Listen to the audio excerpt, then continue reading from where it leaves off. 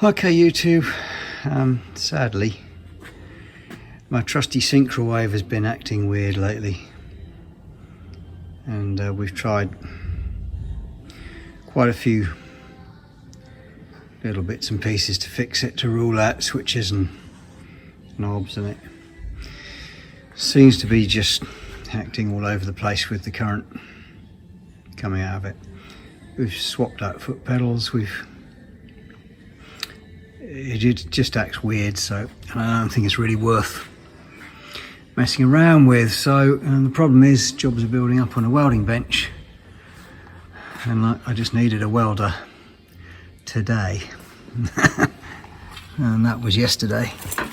We got somebody seems to have left me some old undercarriage legs here.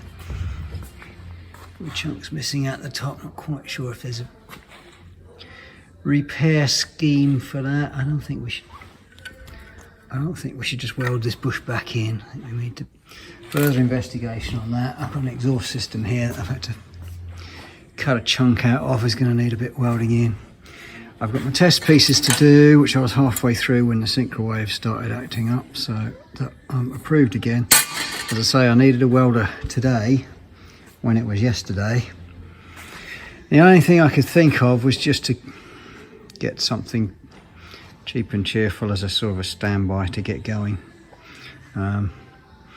As usual, the guy who makes the decisions about these things is away, so gotta get going. This I've seen a lot of people in the UK using Artec, a lot of good reviews, but it's you know, it's a £700–800 AC/DC TIG welder, so I am not expecting it to be like a Kempe or like a Miller or like a Lincoln probably, or like a Hypertherm, which incredible plasma cutter. But I needed something quick and cheap and cheerful, and that the boss ain't going to complain about the budget. We'll deal with it if he, you know, if he wants to flog this and buy me a nice Kempe, great. But I'll have to get going with this for the time being. So I unboxed it.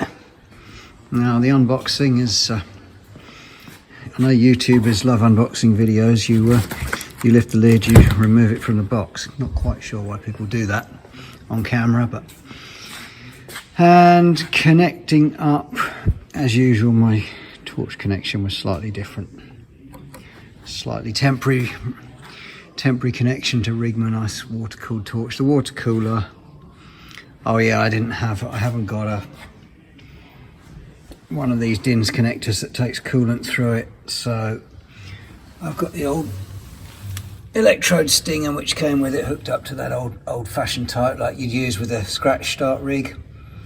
That is not great long term. I've ordered the proper parts, because when you're not using it as a scratch start, when you've got the HF on, if you grab hold of this bit, you'll get quite a shock, but it's hidden down on the floor there. Nobody's going to grab that just while I'm doing it temporarily. So the torch, yeah, the torch gets its power through the water hose on this little CK torch. So I've just used the electrode holder to go to that old-fashioned brass fitting that puts power into the torch through the water cable and power cable combined. Foot pedal connects up there.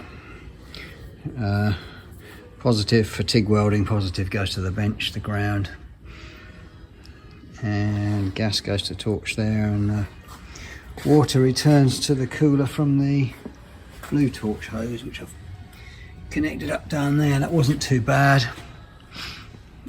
Had a bottle and a regulator. Let's make sure that's turned on. First thing is, it is nice and quiet. It's the fan. It's a lot quieter than the water cooler. Will it weld? Let's see. Let's go for 80 amps. I got the pedal hooked up, so here's my gas light. looks okay. Let's focus you. Yeah, sharp electrode. Let's give it a go. See what happens. First thing I'm going to do, I think, is just slip a couple of bits of stainless into my little chilbari fixture and have a practice. Come on, in you go. Have a practice welding them together. This is 35 thou stainless. Just slid into a little copper fixture there just to act as a chill bar and trap some argon. Works really well for doing test pieces if you have to do them.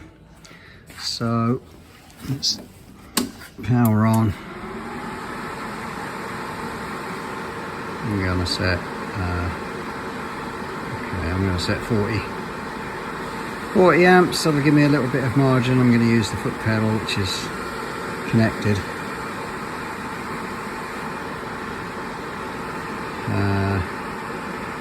Not on MMA, we are on DC, not AC, and we're on 2T.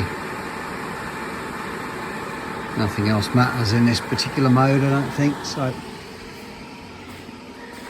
let's weld, let's see what happens. Alright, now with hindsight, this hasn't been such a good week. Going to the London Coffee Festival might not have been such a good idea last weekend, because as well as a bunch of free coffee, I picked up a bunch of free COVID. On day 4 of testing positive now, the red line on the test has almost disappeared. I'm on my own tonight, so I can take my mask off and everyone's gone home. But I'm breaking the ABC of TIG welding. Always be comfortable. I'm just not comfortable here in any way. My feed hand's in the wrong place. I'm just trying to get some tacks on there, but you'll see me duff the electrode this end, stick it right good and proper in the puddle so it won't come away. And I didn't have the energy to sharpen it, so I just carried on and welded this thing out. Just to see, really, as the first speed with this welder, just want to see what it does. The foot pedal feels weird. I keep thinking my foot's wedged against something, but it's not. I'll show you that later. Anyway, I'm gonna weld this out and show what it looks like. And you know, we'll keep going.